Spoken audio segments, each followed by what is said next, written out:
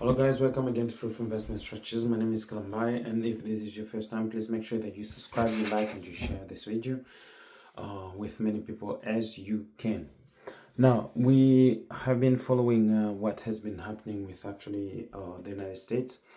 Donald Trump is actually tracking back on the tariff, and recently he's saying that the tariff will be substantially reduced. It will be Earlier today, Treasury Secretary Dustin suggested that with tariff rates as high as they are now, it's effectively an embargo of trade between the United States and China. Do you see it that way? That's true. 145% is very high, and it won't be that high.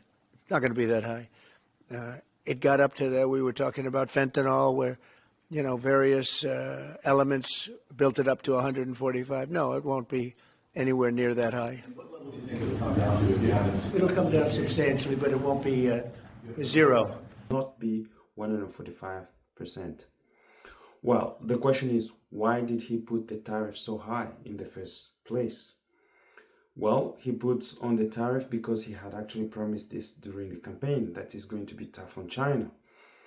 But now, if you're going to be tough on China, you have to really measure the consequences of what you're going to undertake as actions. So which he did not actually take. The first thing, you have to know how strong is your market compared to the competitive or the person that you want to attack. Secondly, you have to know where to hit him hard so that actually he can respond in a way that is positive and very positive for you. And thirdly, you have to know your enemy best, because if you don't know your enemy, then it's really impossible for you to fight against your enemy. And then you have to know your internal enemies as well, because what is most important is to know who you have as a team and who are the people actually fighting you inside. But I think Donald Trump did not measure that, and he went in full war without knowing what are the effects, what are the consequences, benefits of him putting on tariff, or maybe actually waiting and having negotiations. So I think he did not have the time to actually evaluate all that, and that has caused immense pressure on the American economy. We have seen the market has been tumbling really down, going down, and all this has been actually because the United States decided actually to put tariff on China of 145%. Now, mind you, China is the producer of everything that we have. Check on my last video, you will see China produces everything. They have all the minerals in the world, except from the Russian ones. But Africa, they possess all the minerals in Africa. They possess actually factories which are producing everything. They possess the technology and the know-how to transform these minerals, which the United States does not have. The United States depends on actually buying these minerals from other countries, which is actually critical minerals. You have critical minerals which actually the United States used to buy from China, and was actually hoping to have the mines from Ukraine so that actually they can be exploiting this and working on this thing, which did not work. And we see the United States trying to actually do that with Congo, creating the Lobito corridor. So hopefully that can work, but actually we are hoping that the Congo can benefit from all that. Now, that being said, back to China. China is a big country and they produce everything. They have an upper hand on what is happening. It's a superpower and they have everything. Super. They have the super metro, the super train, the super shop. They have everything. Now, the United States imposed tariff and China was responding onto that. But by responding, a tick-o-tack for a tick-o-tack tariff war, which actually led to the United States market to go and to plumb down. And this is not good. When the market plumbs down, you have a big loss for many people. Many people have invested in the sovereign funds. Many people have invested in their in health. Many people have invested in their pension. So you have a lot of people who invested their money into the United States Treasury, and when the dollar loses value, because the dollar has lost tremendous value, and this actually has effects all across the globe, and you have the market going down, which means everybody is losing really their investment across the world. And this is not really safe for the United States as a major currency player and as a major economy.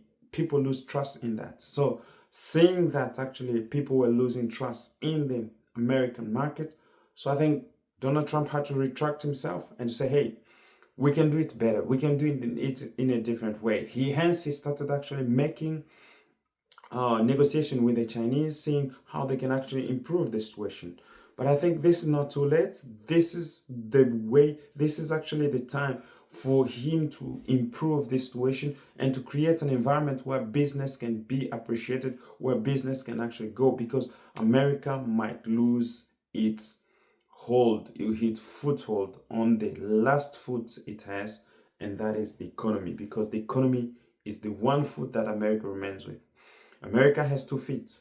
That is the military might, which is actually, it's not sure where they are now because they're still the superpower when it comes to that, but Russia is outcompeting them, and China is doing the same, producing hydrogen bomb, and Russia has really one of the far most advanced weapons, which we have not seen yet. But the last weapon that America remains with is economy. Economy is the last foothold that America has, and that is the dollar. The dollar, everything is traded in the dollar. Oil, gold, all the minerals are traded in the dollar. Congo, for example, has its main currency as the dollar. So you have all these nations who actually use the dollar in the third world countries. So the dollar is really a life foothold for many economies. So if America loses that, America is losing across the board.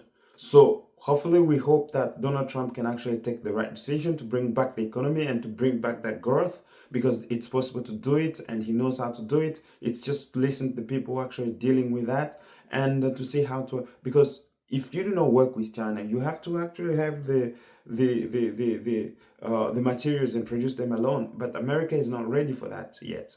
It needs years. You need actually 2 mandates or 8 years, 10 years to do that.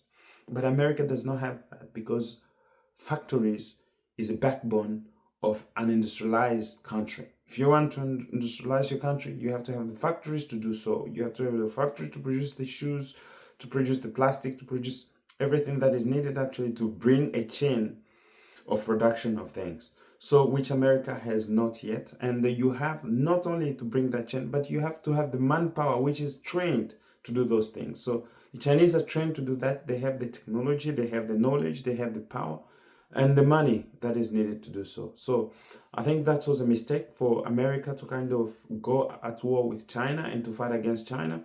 But there is a better way to actually do it, and that was to go into negotiation. I think the Chinese likes negotiations, and there is a better way to talk to them, and this would have solved many issues. So if you like this, please make sure that you subscribe, you like, and please make sure that you go to our TikTok and subscribe, because it's free for investment strategies, and the same on YouTube. So please subscribe to our channels and share this video for more visibility, and we would like to hear from you. Please comment down below and let us know what you think and what you want us to talk more about. So let's see you on the next one.